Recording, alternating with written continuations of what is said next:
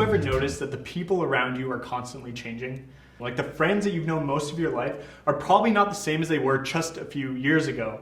And I think we notice this most with little kids. You notice how they're growing taller, their looks are starting to change, the way they act is constantly changing. Like, remember when you were a little kid and maybe you hadn't seen your grandparents in a couple of weeks and they come over to your house and they act like you are a completely different person, like they don't even recognize you anymore. Like they come up and they're pinching your cheeks like, oh, look how big you've gotten, like I don't even recognize you. And they're grabbing your cheeks and it's making you all uncomfortable and sweaty and it's like hurting your face. Like grandma, it's me, I haven't changed that much. And I remember when I was in grade 9, one of my closest friends when I was in grade 9 actually ended up moving away from Canada all the way to Texas because, everything's bigger in Texas and that's where they wanted to go. And I didn't see him for a long, long time after that. But around 3 years later, him and his family came back for a visit. And he was completely different. Like he looked completely different. When he first left, he was this scrawny, nerdy, kind of weird looking kid. And he was like a little too tall for his body, so he's kind of like awkwardly moving around. But now he was jacked out of his mind. Like he was growing muscles on top of his muscles. It was crazy face. Like he was a sculpted, beautiful person, all right? So what changed? What changed is that in Texas, football is a very big deal. Here in Canada, football is not that big of a deal, but in Texas, football is life. So he was looking at the football players. They're the popular kids at school. They have lots of friends. The girls just want to date the football players. So he wants to become like a football player. So what does he do? He begins to spend time with them and begins to do the things that they are doing. So if they're working out 3 times a day, he's working out 3 times a day. If they're drinking protein shakes, he's drinking protein shakes. If they're eating healthy all the time, then he's eating healthy all the time. Their routines, their habits, their lifestyle, their rhythms, their practices now became his. And the result is that he completely changed. He became like them. And here's the point. It's because the things you are doing are shaping you. The things you do, the practices you have, the habits that you're living by, they are shaping you. The things you do are shaping you. And I love this one quote. This one author says this: there is a difference between what we call education and formation. Education is what you learn and know, things that are taught. Formation is what you practice and do, things that are caught. We are all living according to a specific regime of habits, and those habits shape most of our lives. You see, you may not know it, but you already have habits. We all have habits, and they are shaping you. The things you do are shaping you. Now, my guess is that most of you might not know what these things are. Like, you might be sitting there being like, wait, I have habits? Like, what are my habits? What are the things that are shaping me? What are the things that are changing me? Well, I ask you this. What's the first thing that you do when you wake up in the morning? Like, what's the first thing that you do? Because I'm assuming it's probably the same sort of thing every single day. Like, you probably roll over, grab your phone, and mindlessly scroll through social media for like 10 to 20 to 30 minutes every single day. And that is a habit. And that habit is doing something to you. That habit is shaping you.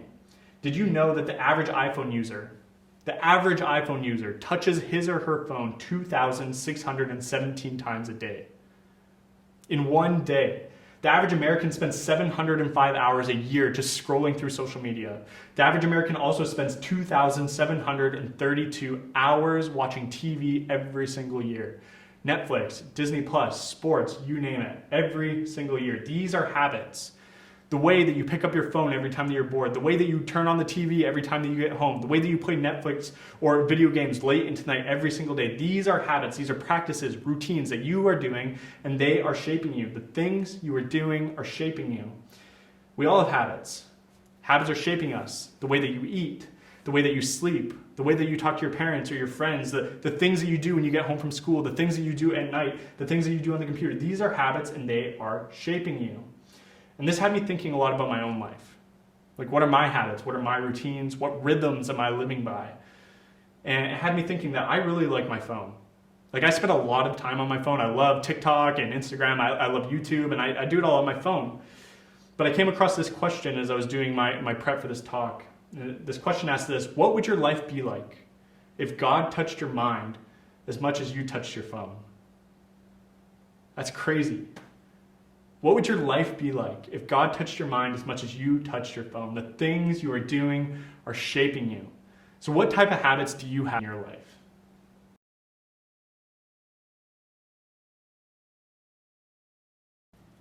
So why do you do the things that you do? Why do you do the things that you do? Or more specifically, why do you dress the way that you do? And I know that might sound like a really silly, weird question, but for me, a few years ago when I moved from Alberta to BC, I did not dress the way that I do now. I didn't really care about how I looked. I just kind of threw my outfits together and didn't really care. But when I moved here, the people that I started spending time with and the people that I looked up to, they were always very nicely put together. They had nice outfits and they were, paying attention to how they dressed. And I wanted to be like those people. I wanted to look nice too. I wanted to dress cool. And one of the specific items that I kept noticing over and over again was boots or Blundstones, for example. And I wanted them. So what did I do? I went out and I bought myself some Blundstones. I bought some Blunnies, all right? And I'm like strutting my stuff and people are like complimenting me here and there and I'm pumped up, right? So a few months later, I fly back to Alberta to visit my family. And what's the first thing that my dad says to me when he sees me?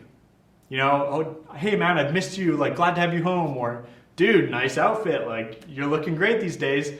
Neither of those things, all right? First thing he says to me is, bro, what's with the lady boots? All right? And no joke, 2 days later, I see my older brother for the first time in like months. And what's the first thing he says to me? Dude, what's with the girly boots? So I'm taking off my boots. I'm not wearing those anymore. They were not ready for this change in my life. They were not ready for the new and improved me, all right? But why did I start wearing the boots in the first place?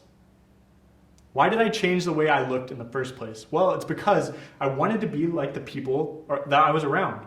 I wanted to be like the people that I was looking up to. So what did I do? I changed the way that I looked. I started dressing the way they were dressing and acting how they were acting, thinking that if I could do the things they were doing, if I could act the way they acted, if I dressed the way they dressed, then maybe I could be more like them. Their routines, their rhythms, their habits, the things that they were doing, I wanted to do those things. And remember, the things you do are shaping you. The whole idea is very interesting. This idea that if you spend time with people and start doing the things that they're doing, then maybe you can become more like them. It's very interesting because it's very similar to the way that Jesus calls his first disciples. Look at this, Matthew chapter 4. Jesus says this, while walking by the Sea of Galilee, he saw two brothers, Simon, who he called Peter, and Andrew his brother, casting a net into the sea, for they were fishermen. And he said to them, follow me, and I will make you fishers of men. Now, notice in this passage, Jesus doesn't just invite people to come and believe a certain set of doctrines or theologies or to follow a certain set of rules. Like if you were a Christian in the room, and if somebody asked you, what does it mean for you to be a Christian? You might say something like, it means I believe in Jesus, or I trust in Jesus as my Savior. And those are good things. Those are very, very important things, and you're right to a sense. But Jesus isn't doing that here. He's actually calling people to follow him, to be a disciple of him. And what that means is he's inviting people to actually spend time with him, to go with him, to do life with him, to watch what he's doing and to do the things that he's doing with him, and in the process to become more like him. This is language of discipleship. Come and follow me. Maybe a better word or a more easy word for you guys to understand would be this idea of apprenticeship. So if you're about to graduate, you might actually enter into an apprenticeship. This is where if you want to be a construction worker or a plumber or an electrician or something like that, you will go and you'll take some classes, you'll learn some information for a few weeks, and then you'll actually go into the real world and you will partner alongside a professional who you will do life with. You will follow them around and you will see what they do, and you will actually get to take part and do the things that they are doing. It's hands-on learning where you are spending time with them, you are going with them, you're watching them, and you are becoming more like them. And that is what Jesus is inviting people into, to follow him. Come and learn how to do life with me. Spend time with me, watch me, and do the things that I'm doing so that you can be transformed to look more and more like me. That's the invitation here. It's an invitation towards transformation, all of life transformation. But there's a problem. There's a problem here. There's a problem that we all face. We need to change. I need to change. You need to change. And we might be the type of people that look at the life of Jesus, this perfect life that he lived. Like he's the most perfect human that ever lived. And you might ask yourself, man, can I actually change? Can I actually become more like that? Can I actually be formed and shaped to become more like that? And I think for most of us, we want that. We would love to be more like Jesus, but maybe we just don't know how. But here's the thing. We are all being shaped. We're all being changed. We're all being formed day to day, week to week, month to month, year to year. We are all being shaped. Or in other words, we are all being discipled. You are all learning from something or someone. You're being discipled by something or someone. You are being shaped by something or someone. So the question you need to ask yourself is, who are you becoming? Who are you becoming? Who is shaping you? Who's forming you? Who are you a disciple of? Is it maybe your friends around you, the cool kids at school? Is it social media influencers, your favorite celebrities? Or is it Jesus?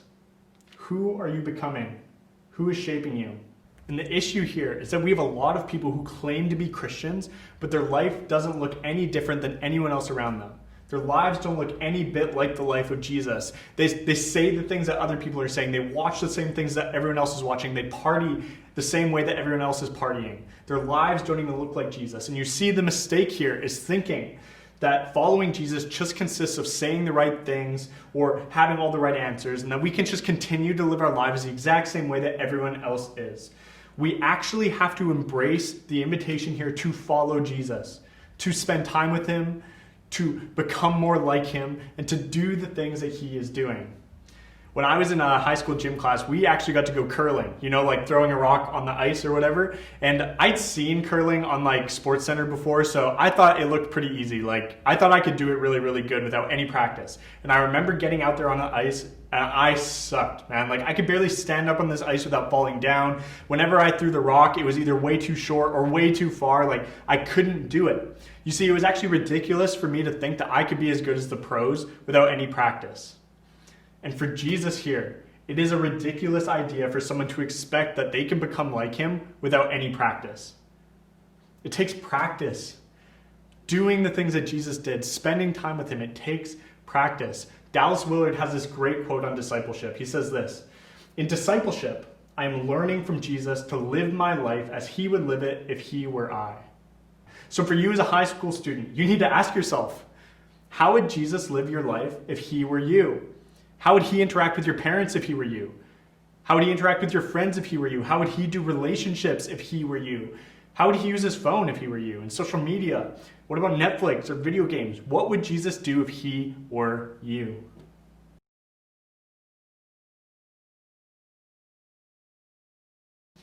So Jesus has given us this great invitation to come and follow him, to come and be his disciple, to come and be his apprentice. And this includes many different things. It actually includes spending time with Jesus, like being with him, and to do the things that he was doing. And in the end, you will actually become more like him. You will be changed. You will be transformed. But the question now facing all of us is, well, how do we actually do this? Like, how do I actually become more like Jesus? Like, I want that, but how do I do it? Dallas Willard, again, has a great quote. He says, "My central claim is that we become like Christ by doing one thing, following him in the overall style of life that he chose for himself. If we have faith in Christ, we must believe that he knew how to live.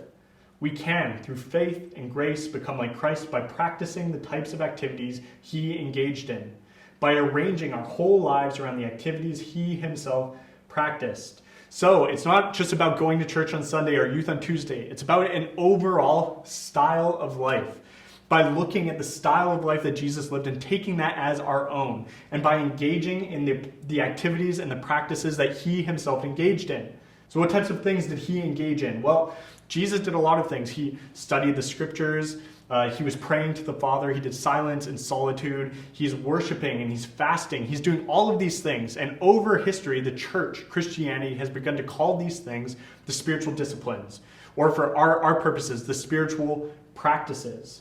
And for some of you, this just might sound like a lot of work. Like, what, I actually have to do these things, like the spiritual practices, that sounds like a lot of work, and I don't think it's going to do anything for me. One critical verse in the whole discussion is found in Matthew chapter 11, verses 28 to 30.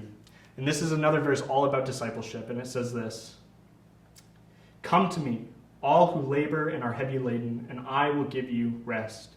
Take my yoke upon you and learn from me, for I am gentle and lowly in heart, and you will find rest for your souls. For my yoke is easy and my burden is light." So if you are not familiar with a passage like this might be like super confusing. Like, what the heck is Jesus talking about? What is a yoke? Like, is he talking about Denny's or like a breakfast sandwich, or what's really going on here? A yoke in this passage is like a brace or a beam placed on the shoulders or the backs of two different animals and attached to like a cart or a plow behind them. Essentially, it's a tool that's used to like split the load between two animals. To help them carry the load together. And this passage actually acts as like an invitation towards discipleship again. It's for those people who haven't really gotten what they're looking for out of life.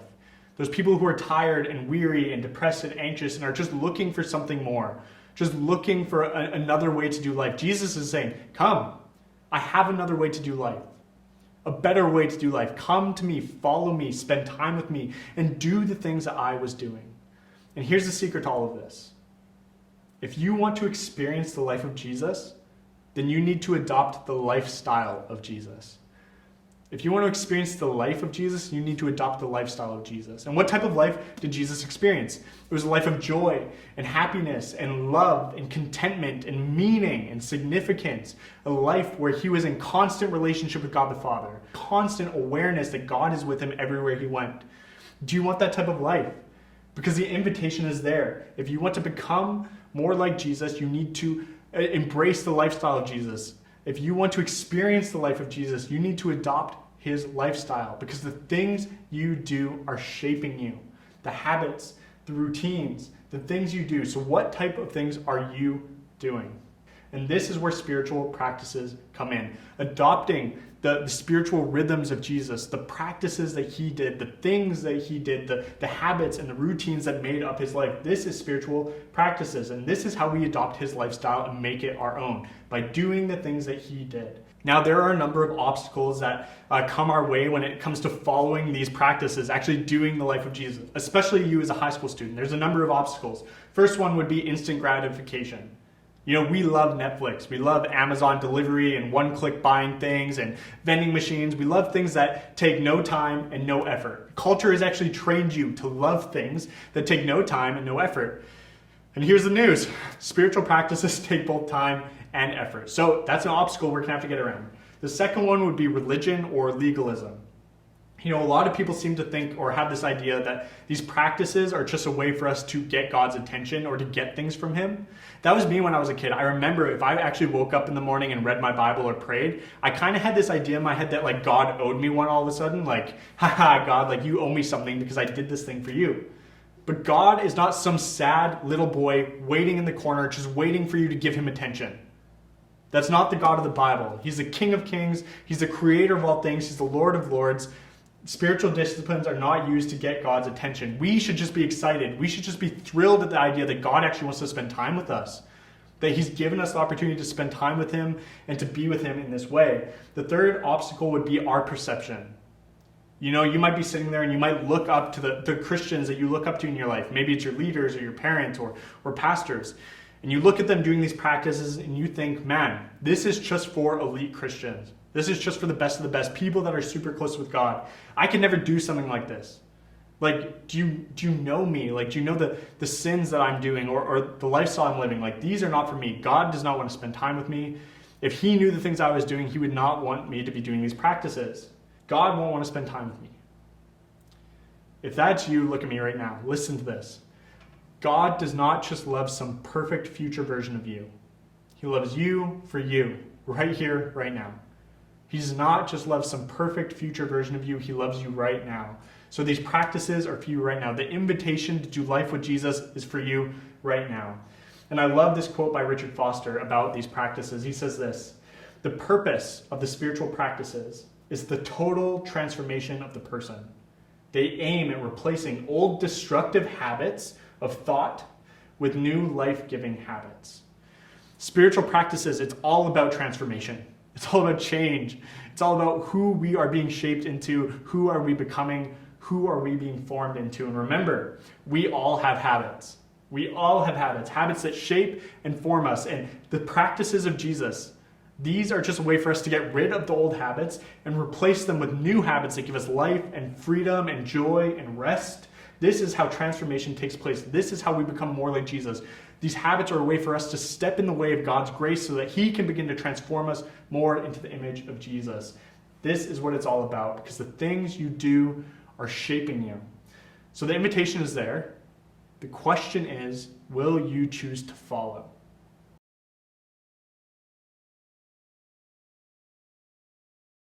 We all have habits, a lifestyle, a set of rhythms and routines that we do day to day, and these things are shaping us in significant and meaningful ways. Maybe the first thing that you do when you wake up in the morning is you grab your phone and you scroll. Maybe the last thing you do before you go to sleep is you put your phone down, which is very sad, I'm sorry.